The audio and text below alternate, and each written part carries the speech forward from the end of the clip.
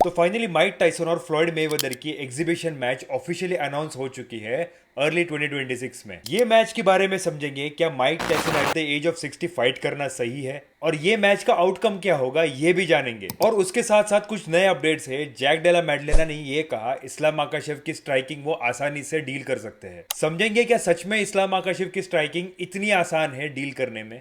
और अलेक्जेंडर वोल्कोनस्की का एक स्टेटमेंट आया और उन्होंने एडमिट किया इलिया टोपुरिया के साथ जो मैच हुई वो बहुत शॉर्ट नोटिस पे उन्होंने एक्सेप्ट करी और इसकी वजह से बैक टू बैक लॉसेस उन्हें झेलने पड़े। समझेंगे एक वीडियो में अलेक्जेंडर वोल्कोनस्की का ये स्टेटमेंट क्यों ऐसे आया। भैया ऐसा ही कंटेंट और ऐसे ही अपडेट्स यूएफसी और कॉम्बैट रिलेटेड जानने के लिए सब्सक्राइब करिए एमएमए फाइट वाला। सबसे पहले हम बात करेंगे Mike Tyson versus Floyd Mayweather की एग्जीबिशन मैच की ऑफिशियल अनाउंसमेंट हो गई है। अर्ली 2026 में ये मैच होगी और डेट्स अभी तक रिलीज नहीं हुए। जैसे ही डेट्स रिलीज हो जाएंगे मैं आपको बताऊंगा। और माइक टाइसन के अचीवमेंट्स के बारे में बात करें तो माइक टाइसन ने जो अचीव किया है बॉक्सिंग वर्ल्ड में आज तक कोई बॉक्सर ये अचीव नहीं कर पाया। हम सब के कभी ना कभी वो फेवरेट रह चुके हैं और माइक टाइसन का जो प्राइम टाइम था वो हमेशा हमें याद रहेगा। जिस तरीके से वो फर्स्ट राउंड में नॉकआउट कर देते थे ओपोनेंट्स को। तो भाइयों prime Mike Tyson boxing ring के किंग थे।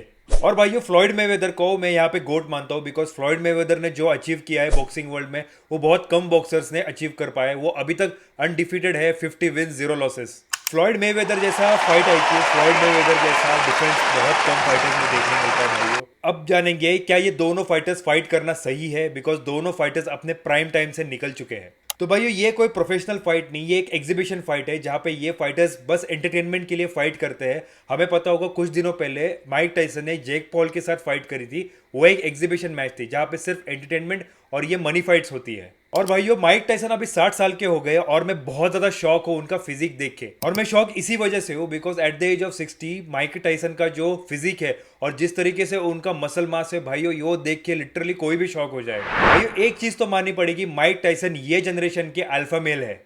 पर भाइयों एज कहीं ना कहीं रिफ्लेक्ट करेगी। माइक टाइसन का ये एज में इस तरीके से फाइट करना, बॉक्सिंग मैचेस पिक करना और सीधा हेड पे पंचेस लेना कहीं ना कहीं उनके फ्यूचर के लिए बहुत ज्यादा हार्मफुल साबित हो सकता है। सेम फ्लॉयड मेवेदर को भी अप्लाई होता है बिकॉज लास्ट मैच उन्होंने 8 साल पहले करी थी कॉनर मैग्रेगर के साथ और अब 8 साल के बाद वो फाइट करेंगे माइक टाइसन जैसे आदमी के साथ। और भाइयों ये दोनों फाइटर्स ने जो अपने प्राइम टाइम में अचीव करा है, जो बॉक्सिंग को रिप्रेजेंट किया है, वो शायद किसी बॉक्सर ने नहीं करा हो। और इस मैच का आउटकम मुझे ऐसा लग रहा है कि फ्लॉयड मेवेदर बाय डिसीजन यहाँ पे जीत सकते हैं। मैं ये चीज इसीलिए कह रहा हूँ बिकॉज फ्लॉयड मेवेदर को यहाँ पे एज बेनिफिट्स है, वो माइक टाइसन से 12 साल से छोटे हैं। और भाइयों माइक टाइसन की एज की वजह से वो फ्लॉयड मेवेदर जितना तो फास्ट मूव नहीं कर पाएंगे। सो इस मैच में हमें नॉकआउट तो नहीं देखने मिलेगा पर फ्लॉयड मेवेदर यहाँ पे डिसीजन से मैच जीतने के चांसेस बहुत ज्यादा है। एंटरटेनमेंट तो ऑफ कोर्स बहुत ज्यादा होगा, एक तरीके से फैंटेसी मैच होने वाली है ये। पर इन दोनों फाइटर्स में कौन जीतेगा इसका साइड लेना बहुत मुश्किल है भाइयों, क्योंकि ये दोनों फाइटर्स मेरे और आपके भी फेवरेट होंगे।